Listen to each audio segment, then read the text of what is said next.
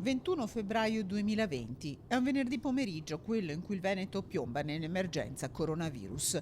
Due anziani divori ricoverati a Schiavonia risultano positivi al tampone. Adriano Trevisan morirà in ospedale poche ore dopo, ma il virus non era appena sbarcato nella nostra regione, era entrato a Voi intorno alla prima o seconda settimana di gennaio.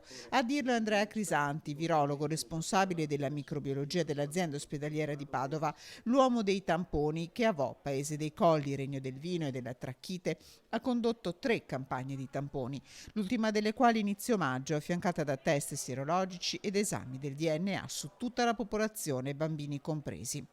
Per i risultati definitivi dello studio ci vorrà tempo, ma intanto emergono le prime anticipazioni. Il 5% degli abitanti di Vo avrebbe sviluppato gli anticorpi presenti, come rilevato dai test sierologici, anche in persone risultate negative ai primi tamponi. Un dato questo che porterebbe indietro la lancetta della comparsa del Covid-19 a Vo ai primi 15 giorni di questo storico 2020.